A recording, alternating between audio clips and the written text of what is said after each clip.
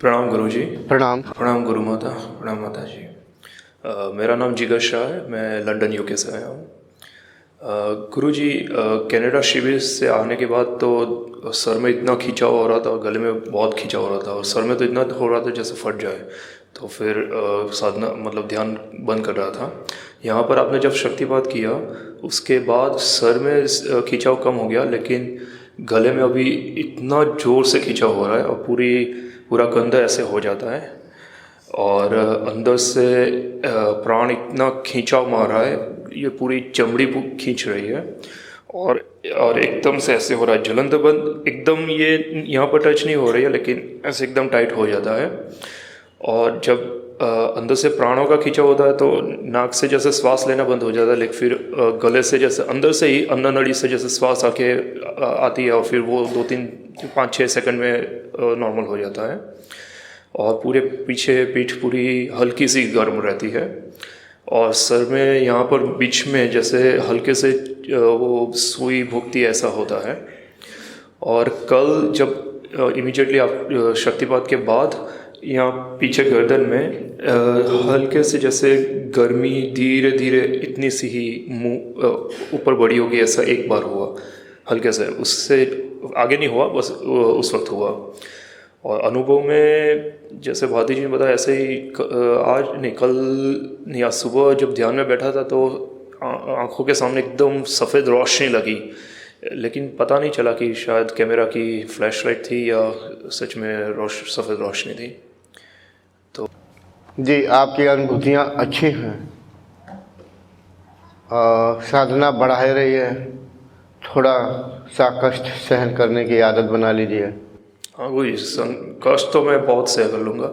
बस गुरु जी एक प्रश्न कि अभी कंठ चक्र है लक्ष्य मेरे हिसाब से, तो कितनी साधना मैं करूँ?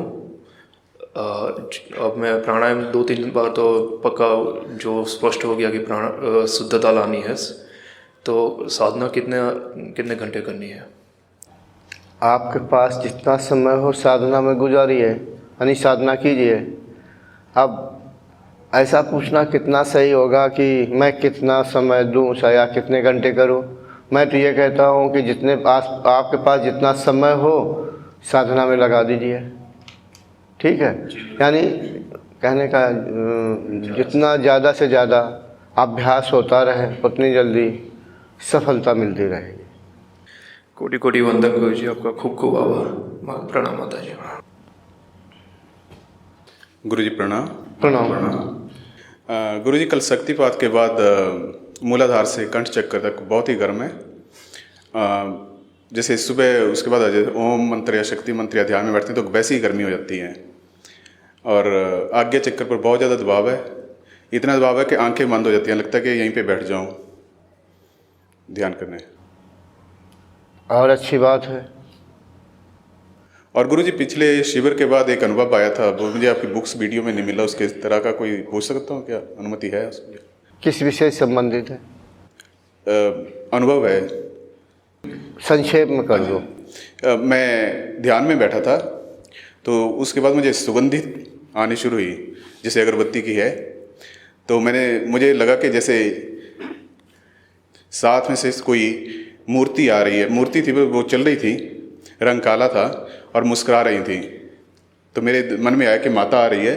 वो पीछे से चुपचाप आई, यहाँ पे खड़ी होगी। मैं इससे पहले कि मैं उनको बताता, मेरे मन में आ रहा था कि मैं बता दूंगा कि माता मैंने आपको देख लिया है। उन्होंने जंप किया, जैसे तैरते टाइम पानी में डुबकी लगाते हैं, उन्होंने जंप किया और उनका सिर नाभि चक्कर में और पाँव हृदय चक्कर में ऐसे स्थापित हो गया। उसका मतलब नहीं समझाया। आपकी साधना कंठ चक्र पे चल रही है ना? मुझे नहीं पता है, मैंने पूछा था आपसे कई बार। प्राण कहाँ तक आता है? प्राण तो ऊपर तक गर्म सारा लगता है। और मैं क्या कह रहा हूँ, आप इशारा भी यहाँ का कह रहे हैं। आपकी साधना कंठ तक ही है।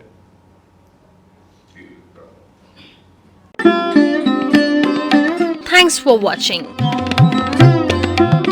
Remember to like, comment and subscribe.